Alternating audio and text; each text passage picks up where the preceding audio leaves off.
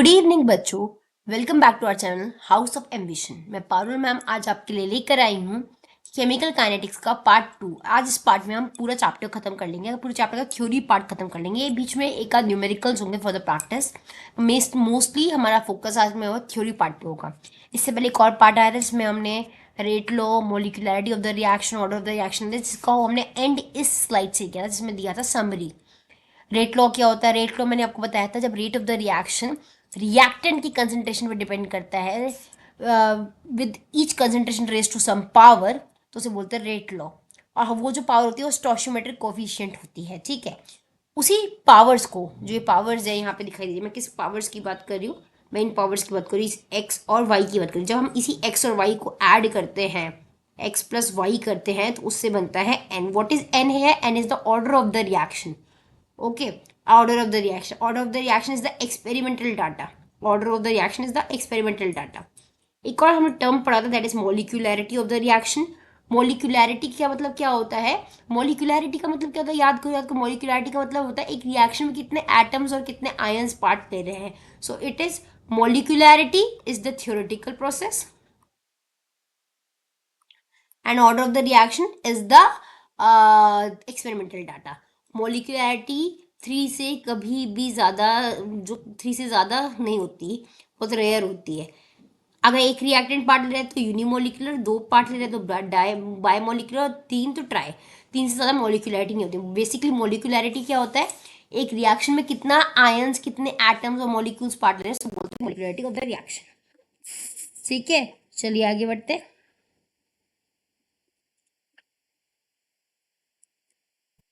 अब ये कुछ क्वेश्चंस है एनसीईआरटी के जो आपको करना है, जो इस टॉपिक से रिलेटेड है, rate law, order and molecularity से रिलेटेड। चलिए आज का सेशन स्टार्ट करते हैं।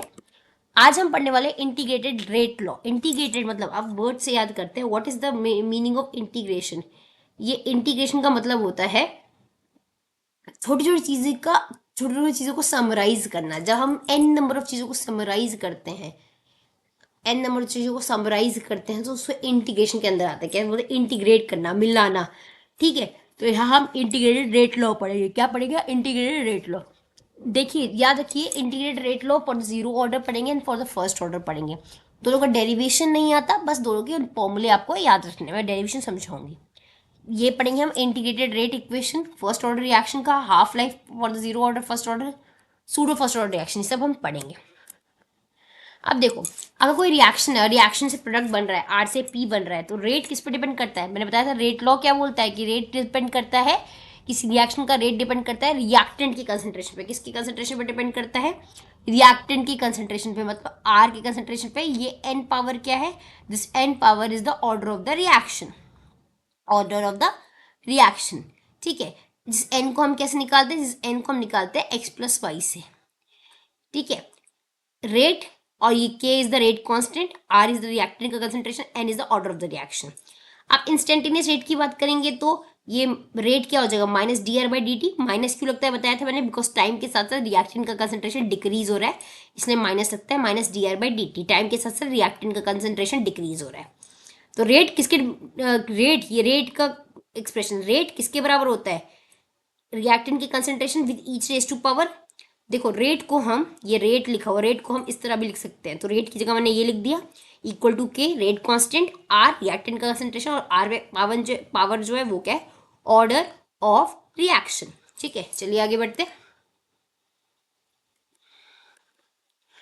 अब इंटीग्रेटेड रेट, जब हम इंटीग्रेट करेंगे तो हम इसका इंटीग्रेशन करेंगे। क्या करेंगे? इंटीग्रेशन। तो ध्यान देखो, इंटीग्रेशन में हमेशा सेम टर्म को सेम साइड ले जाते हैं। ध्यान से देखो,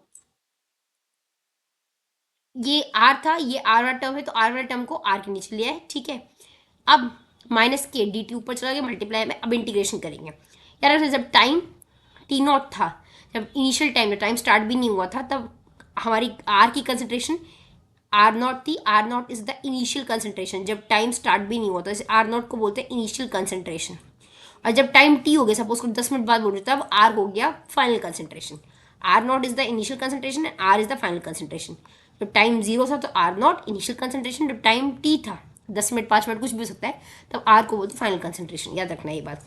तो जब भी हम अब ऑब्वियसली जब भी हम इंटीग्रेशन करते हैं, मैथ वाले बच्चों को अच्छे से पता होगा, याद करो, जब भी हम इंटीग्रेशन करते हैं तो कुछ लिमिट डालते हैं, तो कंसंट्रेशन की लिमिट क्या होगी? इनिशियल कंसंट्रेशन से फाइनल कंसंट्रेशन तक, तो ये देखो ये लिखा हुआ है आर नॉट से आर तक, और टाइम की लिमिट टाइम 0 से लेकर टाइम टी तक। तो चलो ठीक है, अब हम इसे इंटीग्रेट करते हैं, ये एक्सप्रेशन है। ठीक है, अब हम जीरो ऑर्डर के लिए इंटीग्रेट करते हैं। कौन से ऑर्डर के लिए इंटीग्रेट करते हैं? जीरो ऑर्डर के लिए। पहले बोल दिया जीरो ऑर्डर के लिए इंटीग्रेट करना है, तो जीरो ऑर्डर के लिए इंटीग्रेट करेंगे तो एन की पावर, जीरो ऑर्डर बोल दिया तो मतलब एन इक्वल टू क्या हो गया? एन इक्वल टू जीरो हो गया। ये बात तो तुम्हें जीरो ऑर्डर बोल रहे तो एन इक्वल टू जीरो, तो जहां एन लगा है वहां पे हमें जीरो लगा देना है। अगर किसी की पावर जीरो होती है तो वो पूरी चीज क्या बन जाती है? वन। तो अगर आर की पावर जीरो है तो पूरी चीज क्या बन जाएगी? वन। तो देखो इसलिए के आ गया, वन आ गया, के इंटू वन के हो गया, minus d R by d T, D T को ऊपर शिफ्ट कर दो, इन दोनों साइड इंटीग्रेशन कर दो। इंटीग्रेशन करना पता है ना आपको, आर लिमिट आर नॉट से आर तक, टी जीरो से टी तक। अब देखो तुम्हें पता है जब भी किसी सिंगल टर्म का इंटीग्रेशन करते हैं उसके रिस्पेक्ट में तो वो आर ही आ जाता है। और लिमिट को कैसे कर, upper limit minus lower limit, upper limit R minus lower limit R naught, यहाँ पे क्या आएगा? आर माइनस आर नॉट, ये मैं इस साइड का इंटीग्रेशन कर रही हूँ लिमिट लगा के, इक्वल टू उधर क्या आएगा? टी माइनस जीरो टी आ जाएगा। तो यहाँ पे क्या हो गया? टी माइनस जीरो और माइनस के कॉन्स्टेंट है तो माइनस के साथ में रहेगा, के कॉन्स्टेंट माइनस के साथ में रहेगा। ठीक है, अब नेक्स्ट स्टेप में देखते हैं क्या करा है इनने। देखो अभी मैंने बताया, अब इसने देखो आर माइनस आर नॉट था तो आर को इधर ही छोड़ दिया, आर नॉट को वहां शिफ्ट कर दिया, तो R not minus k into T हो गया। ठीक है, टी कहाँ से आया? ये वाली सॉल्व करके डी टी का इंटीग्रेशन करेंगे तो टी आएगा, और इस पर जब हम लिमिट अप्लाई करेंगे तो T minus upper limit T minus lower limit zero, T minus zero, answer क्या आया? टी। साथ में क्या कौन सा कांस्टेंट चल रहा था? माइनस के, तो मल्टीप्लाई बाय माइनस के। तो इस साइड ये वाली चीज़ है और इस साइड क्या था? उस साइड है आर माइनस आर नॉट। जब आर माइनस आर नॉट था, आर नॉट को साइड शिफ्ट किया तो ये वाला एक्सप्रेशन आ गया। ठीक है, कुछ नहीं किया, सिर्फ इंटीग्रेशन किया। अब आगे बढ़ते हैं, फिर से ग्राफिकल रिप्रेजेंटेशन। आपने देखा एक स्लोप का ग्राफिकल रिप्रेजेंटेशन होता है Y equal to M x plus C, straight line का होता है। तो यहाँ पे एम क्या होती है? स्लोप होती है। ये एक एक्सप्रेशन है R equal to R not minus के t, R in final concentration, f c R not initial concentration, i c k constant, rate constant, t time. ठीक है, R reactant, B product, y equal to M x plus c. अब ma'am ये क्या आ गया? ये आ गई math. यहाँ पे आता है स्लोप का equation, slope is M x plus C, C is the constant, M is the slope. ठीक है, और ये दो वेरिएबल्स है। अब तो इसी टर्म में हमें इसे स्लोप करना है। जब टाइम 100% हो गया था तो आर पूरा खत्म हो चुका था। ठीक है, जब टाइम 100% तो आर पूरा खत्म हो चुका था, तो R not by T 100, R हमारा पूरा कंसंट्रेशन खत्म हो चुका है तो जीरो हो गया, तो आर नॉट बाय के। टाइम टाइम देखो ये सिंपली ये दिखाया, जब टाइम पूरा 100% हो गया है, पूरा टाइम खत्म हो चुका है, तो पूरा इनिशियल कंसंट्रेशन जीरो हो चुका है, तो वही पुट कर दिया और सॉल्व कर दिया। ये ग्राफ है, जैसे जैसे टाइम बढ़ेगा, जैसे जैसे टाइम खत्म होता जाएगा, वैसे आर नॉट मतलब इनिशियल कंसंट्रेशन खत्म होता जाएगा। नीचे की तरफ ग्राफ आ रहा है, जैसे जैसे टाइम बढ़ेगा वैसे वैसे इनिशियल कंसंट्रेशन खत्म होता जाएगा। चलिए आगे बढ़ते हैं, ये स्लोप है, इसी चीज़ को हम स्लोप कहते हैं। तो देखो टाइम और आर नॉट के बीच की जो स्लोप है, दिस के इज द स्लोप, इस चीज़ को हम क्या बोलते हैं? स्लोप बोलते हैं। चैलेंज है, अभी क्वेश्चन देने वाला है आपको, क्वेश्चन देने वाला है फॉर जीरो ऑर्डर। तो ये zero order reactant having a concentration of this, concentration given है कंप्लीट इन 80 मिनट्स, 80 मिनट्स में कंप्लीट हो जाते हैं। Find the value of rate constant, किसकी वैल्यू फाइंड करनी है हमें? के की वैल्यू फाइंड करनी है, के की वैल्यू फाइंड करनी है। चलो देखते हैं, क्वेश्चन पढ़ लिया, कंसंट्रेशन गिवन है, टाइम गिवन है, हमें के की वैल्यू फाइंड करनी है। फॉर्मूला क्या है? T 100% equal to R not by k, ये फॉर्मूला याद रखना, शॉर्ट फॉर्म फॉर्मूला है रिएक्शन कंप्लीशन का formula. T 100% equal to R not by k, where R not is the initial concentration, k is the rate constant, और हमें क्या निकालना है? के ही तो निकालना है। ठीक है, तो आर नॉट की जगह, आर नॉट की जगह क्या नाम है, हमें आर नॉट की जगह डालना है 0.4 और टी की जगह डालना है हमें 80%। ठीक है, तो उससे क्या हो जाएगा? हमारा के निकल के आ जाएगा। तो याद रखो हमेशा आर की जगह डालना है 0.4 और टी की जगह डालना है 80%, तो उससे हमारा के निकल के आ जाएगा। आर नॉट बाई के। ठीक है, तो आर नॉट बाई के है तो के निकालना था हमें, तो के को हमने तो शिफ्ट कर दिया, और टी 100 80 मिनट पूरा रिएक्शन खत्म हो गया, तो टी 100% की जगह 80 रखा, इनिशियल कंसंट्रेशन 0.4 रखा, पुट करके सॉल्व कर दिया। तो इससे याद क्या रखना है तुम्हें, इस पूरी रिएक्शन से याद ये रखना है, छोटा सा फॉर्मूला है, रिएक्शन खत्म होने का फॉर्मूला क्या है, for the zero T equal to R not by K. अगर रिएक्शन पूरा खत्म, ये देखो मैंने ध्यान रखना, रिएक्शन कंप्लीट हो गया तो ये फॉर्मूला लगेगा, क्योंकि रिएक्शन कंप्लीट होने पे आर जो है वो जीरो हो जाता है। ठीक है, रिएक्शन कंप्लीट होने पे आर जीरो हो जाता है। तो चलो आगे बढ़ते हैं। अब first order reaction, first order reaction है तो ऑब्वियस सी बात है, अगर फर्स्ट ऑर्डर खुद अपने मुंह से बोले इसने फर्स्ट ऑर्डर, तो एन की वैल्यू 1 हो गई, पुट कर दिया, सॉल्व करके इसका भी इंटीग्रेशन सेम चल रहा है। देखो यहाँ इसका इंटीग्रेशन इतना बड़ा करना नहीं है, हमेशा याद रखो। ठीक है, इसके लिए ये फॉर्मूला, बस यहाँ से ये फॉर्मूला याद रखना है, ये वाला। ये देखो इन इन क्या है मैम, ये इन क्या है, ये लॉग वाली बातें आ जाती है, तो यहाँ कुछ नहीं है, ये फॉर्मूला याद रखो, 2.303 log are by are naught equal to minus के टी। इनको जब हम सॉल्व करते हैं ये लॉग का टर्म, तो इसको चेंज करके हम 2.303 लॉग लिख देते हैं। तो final formula is 2.303 into log are by are naught equal to minus के टी हो जाएगा। क्या हो जाएगा, माइनस के टी। यार ना इससे पहले वाला जो फॉर्मूला था, ये वाला जो फॉर्मूला था, एक बार हम थोड़ा पीछे चलते हैं। हाँ, ये वाला जो फॉर्मूला था, ये वाला तुम्हारा फॉर्मूला, ये जीरो ऑर्डर के लिए था। ठीक है, जब पूरा टाइम कंप्लीट हो जाता है, रिएक्शन कंप्लीट हो जाता है, तब ये फॉर्मूला हो जाता है, याद रखना है, कंप्लीशन ऑफ टाइम के लिए। फर्स्ट ऑर्डर के लिए हमारा नया फॉर्मूला आया है, ये तो हमारी क्लब हमने कराई। फर्स्ट ऑर्डर के लिए ये फॉर्मूला है 2.303 log are by are naught, R final concentration, R not initial concentration, equal to minus K rate constant into T. ये हमें सिर्फ फॉर्मूला याद रखना है, इंटीग्रेशन नहीं करना है। इस फॉर्म लॉ को बोलते हैं integrated rate law, zero order first order के लिए। चलो आगे बढ़ते हैं। Graphical representation of first order reaction.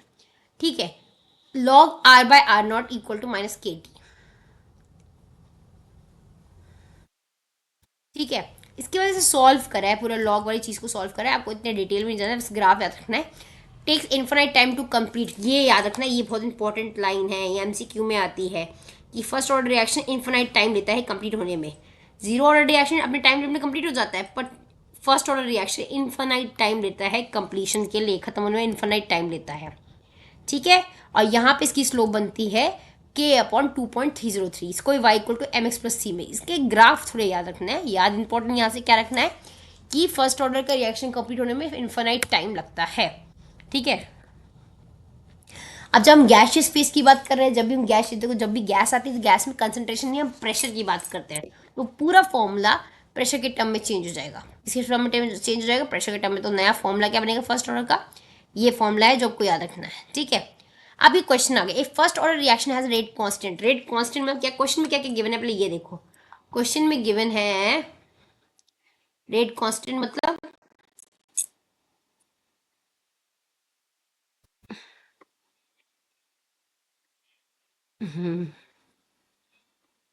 देखो क्वेश्चन में क्या गिवन है, क्वेश्चन में तुम्हें के गिवन है, दिखाई दे रहा है 1.15, K is already given. How long will it wake, T पूछ रहा है, how long will 5 gram of reactant to take reduce, मतलब आर नॉट भी गिवन है, 5 ग्राम से कितना रिड्यूस करना है, 3 ग्राम रिड्यूस करना है, तो आर भी गिवन है। देखो 5 ग्राम इनिशियल कंसेंट्रेशन था और कितना रिड्यूस करना है उसको, 3 ग्राम रिड्यूस करना है, तो मुझे आर भी गिवन है, मुझे क्या गिवन नहीं है, टी गिवन नहीं है। तो फॉर्मूला लगाते हैं, फर्स्ट ऑर्डर का है, खुद ही बोल दिया इसने, तो फॉर्मूला क्या है 2.303 log are by are naught equal to K T. हमें के निकालना है, के नहीं सॉरी के दिया हुआ है क्वेश्चन में, टी निकालना है। आर दिया है 3, आर नॉट दिया है 5, पुट करेंगे सॉल्व करेंगे, लॉग सॉल्व करना, लॉग 5 माइनस लॉग 3, लॉग 2 की वैल्यू आपको निकालनी हो, लॉग 2 की वैल्यू लॉग टेबल होता है। मैं आप लोग मुझे रिक्वेस्ट करेंगे तो मैं आपको लॉग सीखना भी सिखाऊंगी जस्ट शॉर्ट वीडियो में कि लॉग सीखते कैसे, वो लॉग सीखना बहुत आसान है, फिर एक में एंटी लॉग। ठीक है, चलिए आगे बढ़ते हैं। ये फर्स्ट ऑर्डर रिएक्शन का फॉर्मूला था। अब हम बात करते हैं हाफ लाइफ। पहले हाफ लाइफ से समझो कि हाफ लाइफ होता क्या है। क्या होता है हाफ लाइफ, मैं आप आधी लाइफ की बात कर रही हूँ, नहीं, हाफ लाइफ मतलब half life of the reaction वो टाइम है जब रिएक्टेंट अपने कंसंट्रेशन का आधा हो जाए।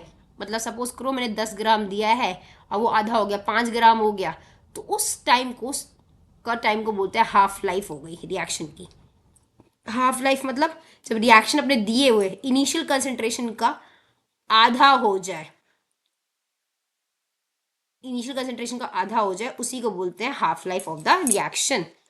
ठीक है, तो half life of reaction is the time in which the concentration of the reactant is reduce to 1/2। अभी बताया मैंने, जब आप जो रिएक्टेंट का कंसंट्रेशन है एक हाफ हो जाए, अपने हाफ हो जाए इनिशियल कंसंट्रेशन। इनिशियल कंसंट्रेशन क्या है, आर नॉट, और फाइनल कंसंट्रेशन उसका जब वो अपना आधा हो जाए उसी को बोलते हैं हाफ लाइफ। इनिशियल कंसंट्रेशन जब अपना आधा हो जाए, 10 ग्राम मैंने सामान लिया था वो 5 ग्राम हो गया, आधा हो गया ना, तो उसे बोलते हैं half life of the reaction. ठीक है, अब हाफ लाइफ हम जीरो ऑर्डर का भी देखेंगे और फर्स्ट ऑर्डर का भी देखेंगे। ये दिखाया कि half life is equal to 3.1 minute. Radio activity देखो, रेडियो एक्टिविटी मतलब होता है कि रेडियो एलिमेंट्स जब जा रहे होते हैं तो क्या हाफ लाइफ है इसकी, ठीक है, कितना वो रिड्यूस होता है। ये ध्यान रखो, यूरेनियम का एक क्वेश्चन ये आता है, यूरेनियम एक रेडियो एक्टिव एलिमेंट है, ये 8 लिया था ग्राम, 4 ग्राम होने में उसने 3.1 मिनट लिए, 3.1 मिनट लिए, ये याद रखो। 2 ग्राम होने के लिए, 1 ग्राम होने के लिए 0.5 होने टाइम, टी हाफ बाय 2। अब आरपी, ये तो आप अच्छे से पढ़ते हो, रिएक्टेंट से प्रोडक्ट बनता है। ये किसका फॉर्मूला है मैम, ये पढ़ा था क्या? हाँ अभी पढ़ा था इस फॉर्मूले को हमने। इस फॉर्मूले को कब पढ़ा था हमने? R equal to R not minus के टी, ये था जीरो ऑर्डर का फॉर्मूला। इसी पे तो लगाना है हमें। देखो हाफ लाइफ हम जीरो ऑर्डर की भी निकालेंगे, हाफ लाइफ हम फर्स्ट ऑर्डर की भी निकालेंगे, कि ऑब्वियसली बता है दोनों के कंसंट्रेशन कभी ना कभी तो हाफ होंगे, तो दोनों का अलग अलग फॉर्मूला। कुछ नहीं करना है हमें, बस टी की जगह लगा देना है टी हाफ, और आर की जगह फाइनल कंसंट्रेशन की जगह लगा देना है आर नॉट बाई 2। क्यों मैम हमने ये क्यों करा? बिकॉज फाइनल कंसंट्रेशन ही तो इनिशियल का आधा है हाफ लाइफ में। हाफ लाइफ में क्या है, जो फाइनल कंसंट्रेशन है उसका मतलब है वो इनिशियल का आधा है, इसलिए आर की जगह हम आर नॉट बाई 2 लगाएंगे, टी की जगह टी हाफ, आर की जगह आर नॉट बाई 2। पुट कर दिया, सॉल्व किया, ये आंसर आ गया। सॉल्व करिए, ये आंसर है, मतलब जीरो ऑर्डर के लिए हाफ लाइफ फॉर्मूला ये होता है, T half equal to R not by 2। जहां भी टी हाफ दिख जाए समझ जाओ हाफ लाइफ की बात कर रहे हैं। T half equal to R not by 2 के किसका फॉर्मूला है? हाफ लाइफ का फॉर्मूला है। किसके हाफ लाइफ का फॉर्मूला है? For zero order half life formula है। मैंने कुछ नहीं किया, जो उसका इंटीग्रेटेड रेट लॉ था, इंटीग्रेटेड इक्वेशन थी, उसमें मैंने वैल्यू पुट की। क्या वैल्यू पुट की मैम? मैंने टी की जगह टी हाफ रखा क्योंकि मैंने हाफ लाइफ की बात कर रही हूँ, और मैंने आर की जगह रखा आर नॉट बाई 2 क्योंकि मैं इनिशियल कंसंट्रेशन को आधा कर रही हूँ हाफ लाइफ में। ठीक है, तो ये फॉर्मूला है for the zero order for of the half life, half life of the zero order. अब बात करते हैं इसके ग्राफ की। इसका ग्राफ लीनियर बनता है बिकॉज हम देख सकते हैं इनिशियल कंसंट्रेशन टाइम के साथ साथ कम होता जा रहा है। ठीक है, अब आ जाओ फर्स्ट ऑर्डर की। फर्स्ट ऑर्डर का फॉर्मूला आप अच्छे से जानते हो, अभी हमने देखा फर्स्ट ऑर्डर का formula 2.303 log are by are naught equal to minus k into t. अब फिर से इधर भी हाफ लाइफ की बात करें तो टी इक्वल टू रखेंगे हम टी 1/2 टी हाफ, और फाइनल कंसंट्रेशन इसकी भी क्या होगी? R not by 2। इसकी भी फाइनल कंसंट्रेशन वो होगी ना इनिशियल की आधी, क्योंकि हम हाफ लाइफ की बात कर रहे हैं। हाफ लाइफ क्या होता है? जब फाइनल कंसंट्रेशन अपनी इनिशियल की आधी हो जाए। पुट किया, सॉल्व किया, लास्ट में आंसर log 2 बचा। ठीक है, तो आंसर क्या आया इसका?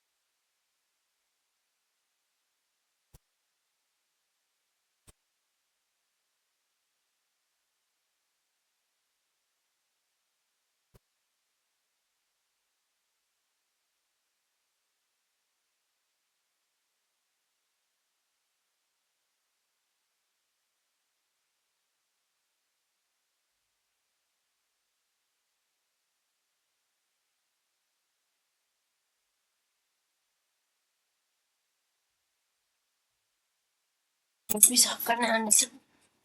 Okay, so where were we की, सॉरी एक ब्रेक ले लिया था बीच में आप लोगों के लिए भी। ठीक है, तो हमने क्या देखा कि जब हमने फर्स्ट ऑर्डर का हाफ लाइफ निकाला तो वहां से क्या गायब हो गया? वहां से इनिशियल कंसंट्रेशन ही गायब हो गया। क्या गायब हो गया? इनिशियल कंसंट्रेशन ही गायब हो गया। तो ये फॉर्मूला क्या है? T half equal to 0.693 upon k. देखो इसके ग्राफ को देखते हैं। इसका ग्राफ तो बन गया स्ट्रेट लाइन। क्यों स्ट्रेट लाइन बना? मतलब कि टी हाफ, फर्स्ट ऑर्डर में टी हाफ में आर नॉट का कोई रोल ही नहीं है, इसलिए आर नॉट हो गया कांस्टेंट। जब रोल होता है तो लीनियर, जब रोल नहीं होता है तो कांस्टेंट। तो फर्स्ट ऑर्डर के हाफ लाइफ के फॉर्मूले में आर नॉट का रोल ही नहीं था, इसलिए आर नॉट हो गया कांस्टेंट टाइम के साथ साथ। ठीक है, चलिए आगे बढ़ते हैं। यह हाफ लाइफ का था। अब चैलेंज आ गया। ये केस 1 और केस 2 दिया है एक रिएक्शन का, दोनों की कंसंट्रेशन दी हुई है। देखो टेक्निकली हाफ लाइफ कंसंट्रेशन दी हुई है। इनिशियल कंसंट्रेशन 4 मोलैरिटी थी, 2m हो गई हाफ लाइफ। पहले 5 मोलैरिटी थी, 2.5m हो गई। In which case we require more time for conversion? किस केस में ज़्यादा टाइम लगाया हमें कन्वर्जन में? फर्स्ट ऑर्डर रिएक्शन का फॉर्मूला अप्लाई किया। क्यों मैम फर्स्ट ऑर्डर क्यों किया है? ध्यान से देखो ना, रिएक्टेंट के आगे कुछ नहीं है, मतलब वन वन मतलब first order of the reaction. First order of the reaction का हाफ लाइफ निकालना है हमें, तो फॉर्मूला क्या होता है 0.693 अपॉन के। ये फर्स्ट ऑर्डर का फॉर्मूला है, याद रख लो। T half equal to 0.693 upon k. ठीक है, चलो आगे बढ़े। Half life is independent of initial concentration. ये मैंने अभी बताया आपको कि हाफ लाइफ फर्स्ट ऑर्डर के केस में हाफ लाइफ जो है वो इनिशियल कंसंट्रेशन के इंडिपेंडेंट होती है। So in each case same amount of time is required. ये चीज़ इंपॉर्टेंट है याद रखने की कि फर्स्ट ऑर्डर के केस में हाफ लाइफ जो है वो इनिशियल कंसंट्रेशन के इंडिपेंडेंट होती है, तो हर केस में सेम टाइम चाहिए होगा। हमें इनिशियल कंसंट्रेशन से मतलब ही नहीं है फर्स्ट ऑर्डर के हाफ लाइफ में, तो चाहे कितना भी इनिशियल कंसंट्रेशन हो हर चीज़ में इक्वल टाइम चाहिए होगा। ये इंपॉर्टेंट लाइन है, याद रखना। ठीक है, और इनिशियल कंसंट्रेशन क्या है? R naught. चलिए आगे बढ़ते हैं। अब तक हमने पढ़ा integrated rate law, integrated equation, दोनों के इक्वेशंस पढ़े। Half life of the zero order, half life for the first order. हमने ये देखा कि फर्स्ट ऑर्डर का हाफ लाइफ इंडिपेंडेंट है। किसके इंडिपेंडेंट है मैम? इनिशियल कंसंट्रेशन के इंडिपेंडेंट है। अब आ जाओ क्वेश्चन फिर से। अब फर्स्ट मुंह खोल के बोल दे क्वेश्चन ने, फर्स्ट ऑर्डर रिएक्शन है जो 40 मिनट्स ले रहा है फॉर 30% कंप्लीशन। कितने कंप्लीशन के लिए? 30% कंप्लीशन के लिए। 30% कंप्लीट हो रहा है और उसके लिए 40 मिनट ले रहा है। Calculate the half life. हमें 50% कंप्लीशन, हाफ लाइफ मतलब 50% कंप्लीट हो गया ना, तो हमें 50% कंप्लीशन के लिए निकालना है। हमें कितने परसेंट कंप्लीशन के लिए टाइम दिया हुआ है? हमें दिया हुआ है 30% कंप्लीशन के लिए टाइम दिया हुआ है। चलो देखते हैं। पहले हम निकालते हैं formula first order r by are naught. ठीक है, इक्वल टू माइनस के टी। हमें रेट कांस्टेंट निकालना है, लॉग आर नॉट। देखो r not is the initial concentration. Initial concentration क्या होगा? टोटल का कंसंट्रेशन 100% है, तो उसमें से 30% खत्म हो गया है, तो 70%। तो इनिशियल फाइनल कंसंट्रेशन क्या हुआ? इनिशियल कंसंट्रेशन से 70% हुआ। नहीं समझे? फिर से समझो। बोला कि 30% कंप्लीट हो गया है, मतलब अब 30% कंप्लीट हो गया है, मतलब इनिशियल का 70% अभी भी बचा हुआ है। तो फाइनल कंसंट्रेशन क्या हुई? आर जो हुई वो इनिशियल का 70% हुई। ये यहाँ ले देखो, r is a final concentration, वो इनिशियल का 70% है। बस कुछ नहीं करना, आर की जगह ये पुट करना है। पुट करा, सॉल्व करके के आ गई। के या रेट कांस्टेंट। मैम के क्यों निकाला? तभी तो हम टी हाफ निकालेंगे। बस टी हाफ का फॉर्मूला क्या होता है? टी हाफ का फॉर्मूला होता है ना, टी हाफ फर्स्ट ऑर्डर का फॉर्मूला क्या होता है? 0.693 अपॉन के। अब के पता चल गया, ये पता ही है, टी हाफ निकाल लेंगे। देखो के आ गया, के आ गया, पुट करा, सॉल्व करा, आंसर आ गया। इजी था। पहले इंटीग्रेटेड इक्वेशन लगा दी। याद ये रखो 30% कंप्लीट हो गया है, मतलब 70 इनिशियल कंसंट्रेशन का 70% बचा हुआ है। मतलब जो फाइनल कंसंट्रेशन है हमारी, जो चीज फाइनल कंसंट्रेशन आई है वो इनिशियल का 70% है, इसलिए मैंने आर की जगह r naught 70% of r naught लिखा था। 70% को चेंज करने के लिए अपॉन 100 कर दिया, सॉल्व किया तो आंसर आ गया। इससे के मिल गया, फिर न्यूमेरिकल आगे सॉल्व कर दिया। बहुत ईजी न्यूमेरिकल था। चलिए आगे बढ़ते हैं।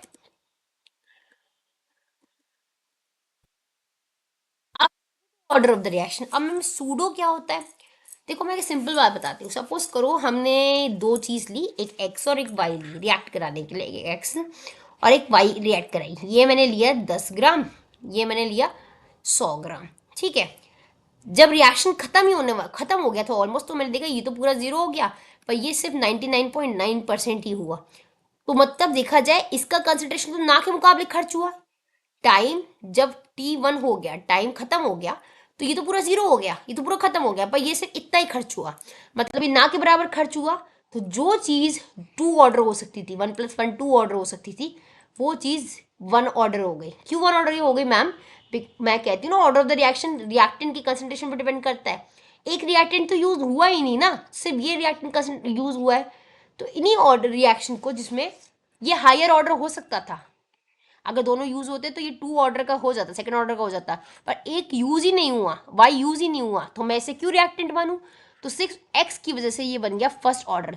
सिंस ये फर्स्ट ऑर्डर बन गया है तो इसे बोलते हैं pseudo order of the reaction, जो ज़्यादा pseudo first order of the reaction, जो सेकंड ऑर्डर का हो सकता था पर एक रिएक्टेंट के ना यूज होने की वजह से ये हो गया फर्स्ट ऑर्डर, तो इसी को बोलते हैं pseudo first order of the reaction, मतलब एक ब्लफ टाइप का हो गया। Pseudo first order reaction example भी दिया इसकी, बहुत इसका वो आता है, क्या आता है इसका, इसकी डेफिनेशन आती है। देखो अब ये देखो रेट कांस्टेंट, फिर से इसका हमारा इसका सामना हो गया, किसका सामना हो गया, रेट कांस्टेंट, रेट लॉ का सामना हो गया। रेट इक्वल टू पता है ना के, रेट कांस्टेंट, दोनों दोनों रिएक्टेंट का वो दिया हुआ है, रिएक्टेंट एक पानी है और एक ये है एसिटिक, ईस्टर है, ये ईस्टर का फॉर्मूला। हमने देखा कि पानी यूज ही नहीं हुआ है, ये पानी का यूज ही नहीं हुआ है, तो सिर्फ ईस्टर कंसेप्ट, जो पहले 1+1 सेकेंड ऑर्डर होना चाहिए था, अब वो सिर्फ 1 ऑर्डर हुआ। क्यों 1 ऑर्डर? कि पानी यूज ही नहीं हुआ, तो जो पहले सेकेंड ऑर्डर होना चाहिए था वो अब फर्स्ट ऑर्डर रिएक्शन बन गया है। इसी ऑर्डर ऑफ रिएक्शन को कम होने को बोलते हैं सूडो फर्स्ट ऑर्डर रिएक्शन। इस एग्जाम्पल को लिखना जरूरी है। The type of reaction which obey first order rate law although it has higher molecularity, molecularity higher मतलब ये याद रखना, देखा जाए तो 2 रिएक्टेंट पार्ट ले रहे हैं पर order of the reaction first है, तो उसे बोलते हैं 2 रिएक्टेंट पार्ट ले रहे हैं ना, कौन 2 ले रहा है, पानी और ये, ऑर्डर ऑफ द रिएक्शन तो फर्स्ट ऑर्डर है बिकॉज सिर्फ एक ही रिएक्टेंट खर्च हुआ है। तो इससे याद क्या रखना है कि ऑर्डर ऑफ द रिएक्शन से उस पर डिपेंड करता है जो रिएक्टेंट कंज्यूम होता है, और मॉलिक्यूलैरिटी उस पर डिपेंड करता है कितने पार्ट ले रहे हैं। जितने रिएक्टेंट पार्ट ले रहे हैं वो मॉलिक्यूलैरिटी बताएगा, और जितने रिएक्टेंट कंज्यूम हुए वो उससे हमें ऑर्डर ऑफ द रिएक्शन का डाटा आएगा। तो सूडो फर्स्ट ऑर्डर रिएक्शन कहता है कि ये फर्स्ट ऑर्डर रिएक्शन है जबकि इसकी मॉलिक्यूलैरिटी ज़्यादा है, मतलब ज़्यादा रिएक्टेंट यूज़ हो रहे हैं, 2 रिएक्टेंट यूज़ हो रहे हैं पानी और ये, पर यूज़ सिर्फ एक ही हुआ है, 2 रिएक्टेंट पार्ट ले रहे हैं पानी और ये, पर यूज़ सिर्फ ये हुआ है ईस्टर, तो इसी वजह से ऑर्डर ऑफ द रिएक्शन है। तो order of the reaction first order होगा, मॉलिक्यूलैरिटी जबकि ज़्यादा है, मॉलिक्यूलैरिटी 2 है, ऑर्डर ऑफ द रिएक्शन 1 है। चलिए दिख रहा है 2 रिएक्टेंट है, 2 रिएक्टेंट पार्ट लें तो मॉलिक्यूलैरिटी बाय मॉलिक्यूलर हुआ। तो ध्यान से देखो पानी 50 मोल है, ये 0.1 मोल है, रिएक्शन के बाद पानी इतना ही खर्च हुआ, तो मतलब टेक्निकली पानी ने पार्ट ही नहीं लिया। जब पानी ने पार्ट ही नहीं लिया तो पानी को हम रेट लॉ में डाले ही क्यों? जब पानी को हम रेट लॉ में नहीं डालेंगे तो वो ऑर्डर ऑफ द रिएक्शन में पार्ट नहीं लेगा।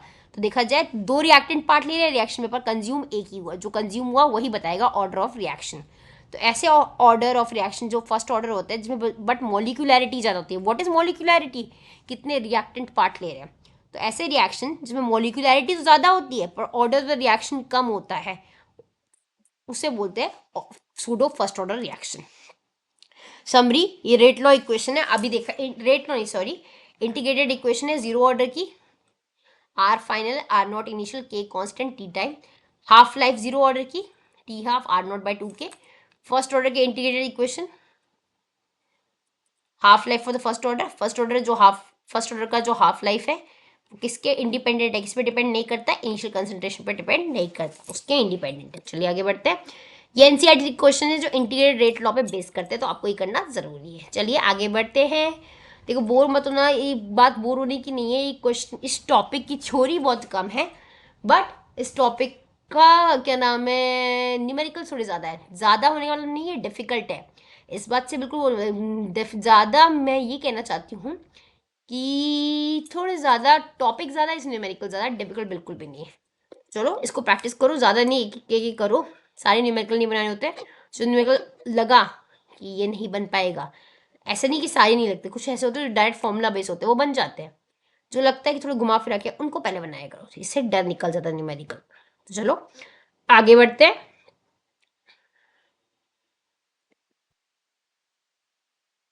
बीच बीच में ना कुछ कुछ जैसे कंटिन्यू जब आप लोग स्क्रीन से पढ़ते हो ना तो कुछ थोड़ी सी वो हो जाती है, थकान हो जाती है, तो बीच में कुछ ऐसी चीज़ें खाने, मतलब अब ये नहीं कि आप बाहर का कुछ खा रहे हो, बनाना खा लो, कोई फ्रूट खा लो, मखाना खा लो, इससे एनर्जी बनी रहती है। पानी वानी पीते रहा करो, लेमनेड पी लो, इससे एनर्जी बनी रहती है, तो इससे प्रॉब्लम नहीं होती है, ठीक है। इससे रिटेंशन नहीं हो गई, तो बीच में कुछ कुछ खाना जरूरी है वरना नींद भी आएगी। ऑनलाइन क्लास में ये बड़ी दिक्कत है, नींद आए, जैसे ही नींद आए पॉज करो, खाओ पियो, थोड़ा वॉक करो, फिर डंडे बैठ जाओ। एक दिन में 2-3 घंटे बहुत ज़्यादा हो गए। अगर कोई क्लास ले रहे हो तो एक क्लास लो, एक चैप्टर की क्लास लो, पूरी चैप्टर पढ़ने की जरूरत नहीं है, एक दिन की 6-6 वीडियो देख रहे हैं, पूरी सीरीज देख रहे हैं, एक चैप्टर की क्लास लो, उसको थ्योरी पहले बुक से पढ़ो फिर क्लियर करो। बुक पढ़नी बहुत ज़रूरी है। थ्योरी बुक देखो, पहले यूट्यूब से उस चैनल उस टॉपिक को पढ़ो, फिर बुक से पढ़ो, अपने आप को क्लियर हो जाएगा। अब हम बात करते हैं आर्हीनियस इक्वेशन की। What is Arrhenius equation? Arrhenius equation ये बताता है, ये टेम्परेचर डिपेंडेंसी की बात करता है। अभी तक हम रिएक्टेंट का देख रहे थे कि सब चीज़ रिएक्टेंट की कंसंट्रेशन पर डिपेंड करता है। रेट लॉ में यही बताता है ना कि सब चीज़ रिएक्टेंट की कंसंट्रेशन पर डिपेंड करता है। पर आर्हीनियस इक्वेशन हमें ये बताता है कि सब चीज़ टेम्परेचर पे, टेम्परेचर सब चीज़ नहीं, टेम्परेचर भी एक फैक्टर है। आर्हीनियस इक्वेशन हमें ये बताता है। इस चैप्टर इस टॉपिक में पढ़ेंगे हम आर्हीनियस इक्वेशन, मैथमेटिकल इंटरप्रिटेशन वाले Arrhenius equation. Rate is in directly proportional to k, ये तो पढ़ा है। K is rate constant, k t is the time given, ये तो पता है केल्विन में चेंज करने वाला है, ये तो छोड़ो। Important line, sorry important line क्या याद रखनी है? At every 10 degree rise in temperature the value of rate constant gets double. Obvious सी बात है, ये तो बहुत सिंपल बात है। गैस की आंच तेज करोगे तो जल्दी जल्दी सब्जी पकेगी, ऐसे याद रखो। तो अगर आप 10 डिग्री टेम्परेचर बढ़ा रहे हो तो rate of the reaction, reaction का रेट, रिएक्शन और स्पीड अप हो जाएगा, रेट डबल हो जाएगा, रिएक्शन का रेट क्या हो जाएगा? डबल हो जाएगा या ट्रिपल हो जाएगा। समझ में आ गया? तो ये बात याद रखना। चलो आगे बढ़ते हैं।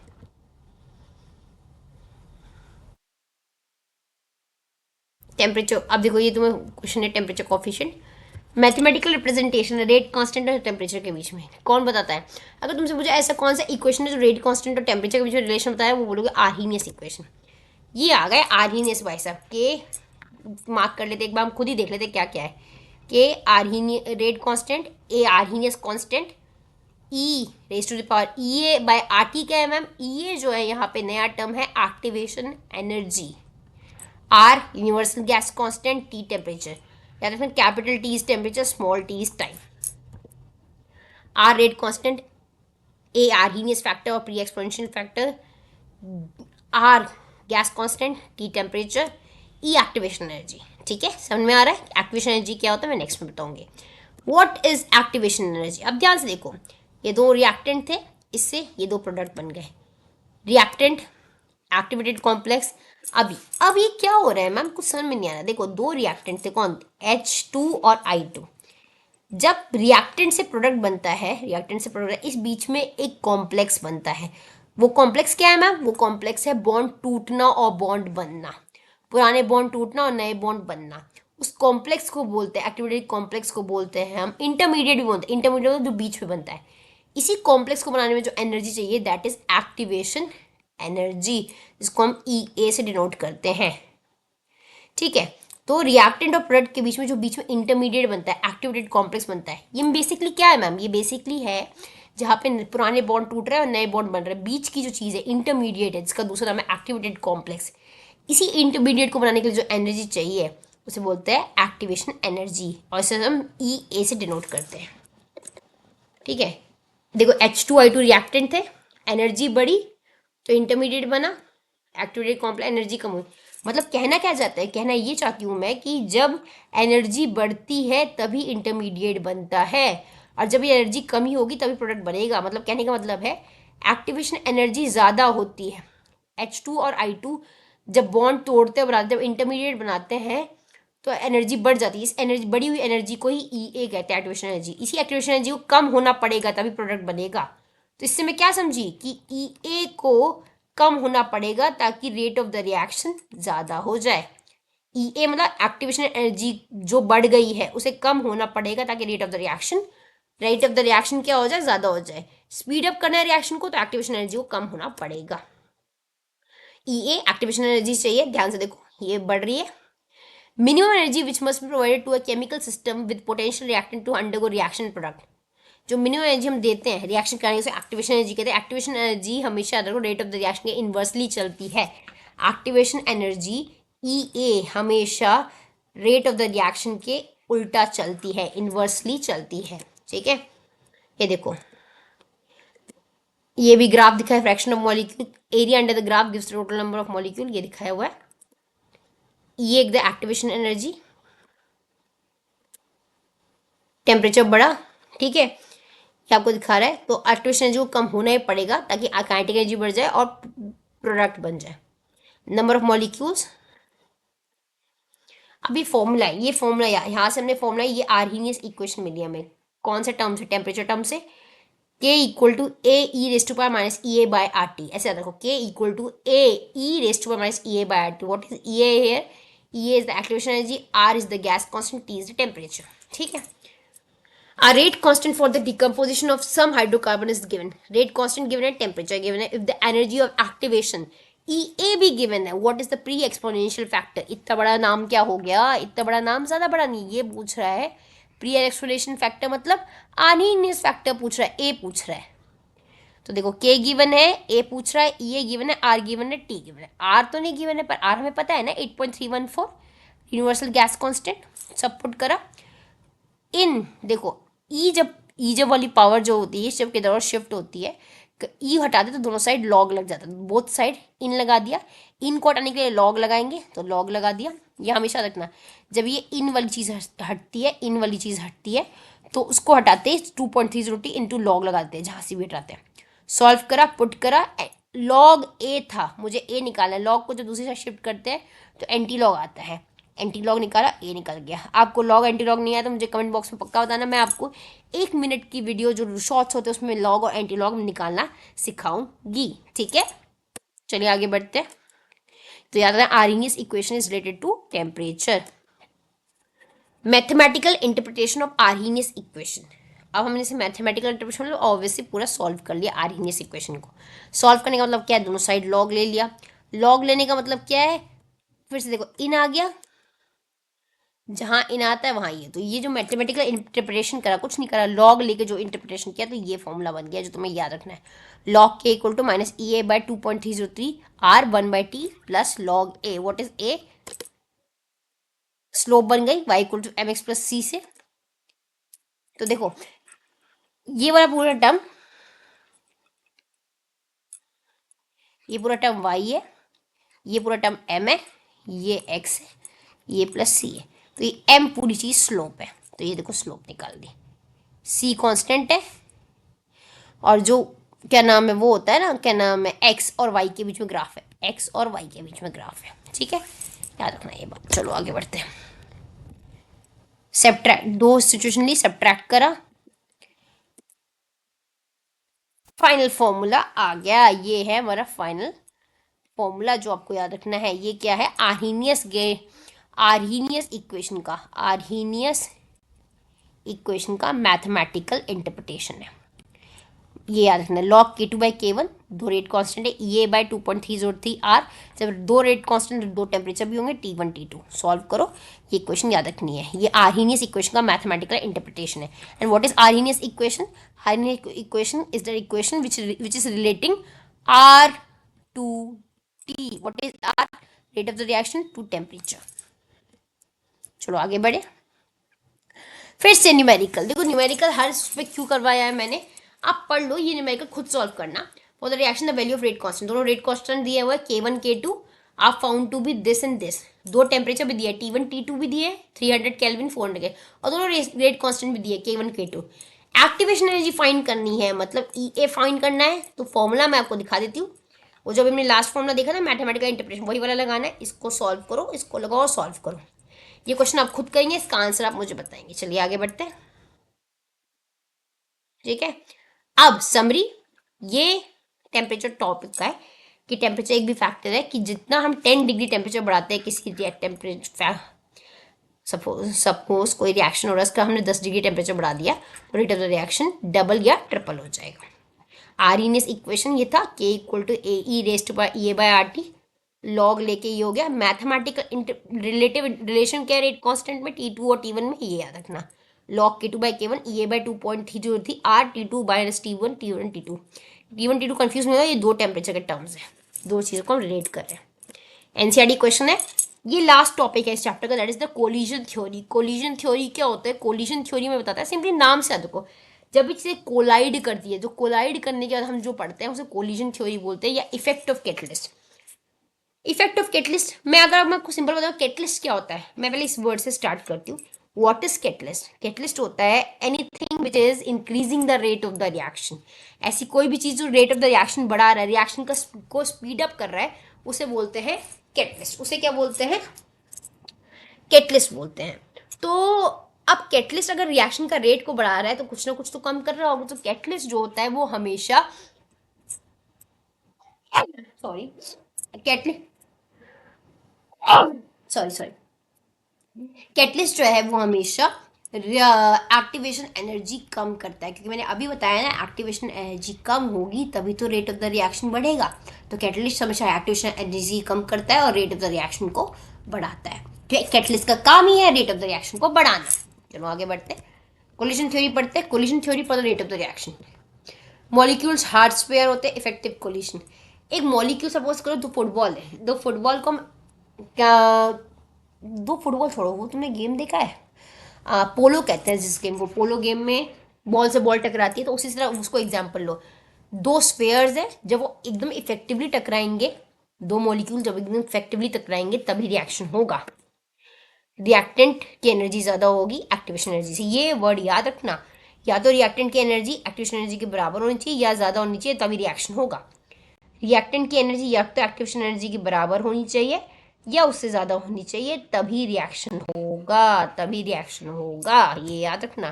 प्रॉपर ओरिएंटेशन, ऐसा नहीं है कि एक रिएक्टेंट वहाँ घूम रहा है एक रिएक्टेंट यहाँ घूम रहा है। प्रॉपर ओरिएंटेशन एकदम आमने सामने होने चाहिए, अब इफेक्टिव कोलिजन होना चाहिए ताकि टकराए तो टूट के प्रोडक्ट ही बनाए। ठीक है, आगे बढ़ते हैं। ये दो रिएक्टेंट है, कौन से दो रिएक्टेंट है मुझे दिखाई दे रहे हैं, मुझे दो रिएक्टेंट NO और O3। ठीक है, NO और O3 टकराए, ये बन गया ON। देखो NO ON बन गया, प्रॉपर ओरिएंटेशन नहीं था, NO ON बन गया, O3 ढंग से टकराए, कुछ रिएक्शन नहीं हो पाया, तो ये मतलब प्रॉपर ओरिएंटेशन ही नहीं था। NO ON बन गया, प्रॉपर ओरिएंटेशन ही नहीं था, इसलिए इफेक्टिव कोलिजन नहीं हुआ, गलत रिएक्शन हो गया। यहाँ देखो प्रॉपर ओरिएंटेशन है, इफेक्टिव कोलिजन हुआ, रिएक्शन हो गया। यहाँ देखो रिएक्शन, मतलब इस केस में क्या है, दोनों केस में प्रॉपर ओरिएंटेशन नहीं थी, तीसरे केस में प्रॉपर ओरिएंटेशन थी। मतलब ओरिएंटेशन क्या बोल रहे हो मैम? ओरिएंटेशन मतलब ढंग से सामने सामने सही से रखना।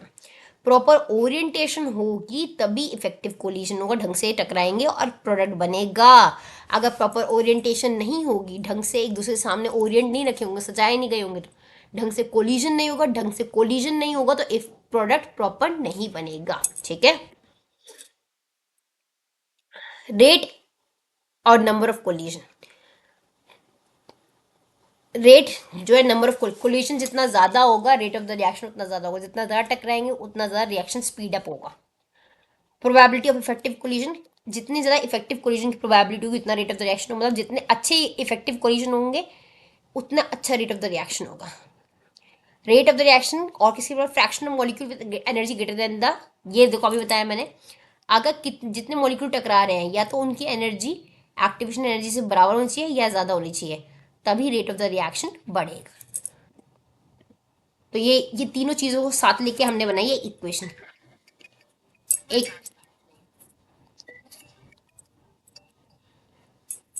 हेलो,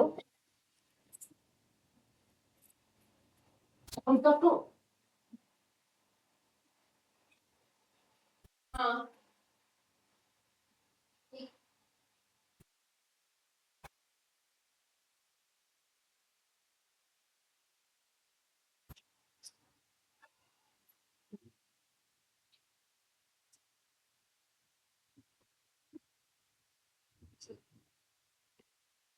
तो तीनों चीज को मिला के हमने एक फॉर्मूला बनाया, P is the probability of effective collision, Z is the collision frequency and EA/RT वही हो गया कि molecules with energy greater then और इक्वल टू EA। तो इन तीनों चीज को मिला के हमने फॉर्मूला बनाया कोलिजन थ्योरी का। वो कोलिजन थ्योरी का फॉर्मूला क्या है? P equal into Z into E⁻⁴ P probability, Z collision frequency, E⁻⁴ उन मॉलिक्यूल की बात कर रहे हैं, फ्रैक्शन ऑफ मॉलिक्यूल की बात करें इसकी एनर्जी या तो एक्टिवेशन एनर्जी के बराबर हो या तो ज़्यादा हो। सॉल्व किया तो फॉर्मूला ये बन गया। Effect of catalyst, last topic. Catalyst का मतलब मैंने बताया था कि कैटलिस्ट क्या होते हैं। कैटलिस्ट वो होते हैं जो रेट ऑफ द रिएक्शन को बढ़ाते हैं। इनका काम ही होता है रिएक्शन के को स्पीड अप करना, बट खुद रिएक्शन में इन्वॉल्व नहीं होना।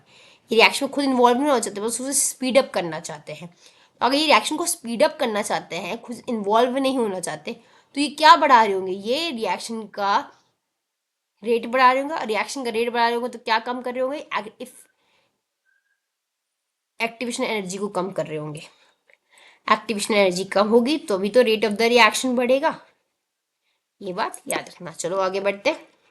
Break at least r activation energy activated complex. देखो रिएक्टेंट को जो एक्स्ट्रा एनर्जी मिलती है ना, रिएक्टेंट को जो हम और एक्स्ट्रा एनर्जी देते हैं तो उससे बनता है एक्टिवेटेड कॉम्प्लेक्स, इसी को इंटरमीडिएट करते हैं और उसको तोड़ेंगे तब बनेगा प्रोडक्ट। ठीक है, ये याद रखो, रिएक्टेंट की एनर्जी बढ़ी तो एक्टिवेटेड कॉम्प्लेक्स बना, एनर्जी कम हुई तो प्रोडक्ट बना। Effect of catalyst for uncatalysed reaction, for catalysed reaction and subtraction. ये आपको इक्वेशन है, आपको कुछ वो करना नहीं है। इक्वेशन है, रेडी फॉर द चैलेंज, ये आपको क्वेश्चन है, ये क्वेश्चन आप खुद करेंगे। इसमें एक्टिवेशन एनर्जी फाइंड करनी है तुम्हें कैटलिस्ट वाला फॉर्मूला अप्लाई करके। ठीक है, इस टॉपिक को एनसीईआरटी से पढ़ो, खत्म करो। यहाँ पे चैप्टर खत्म होता है, ये चैप्टर की समरी है। कोलिजन फ्रीक्वेंसी याद रखना, कोलिजन फ्रीक्वेंसी बिल्कुल मत भूलना।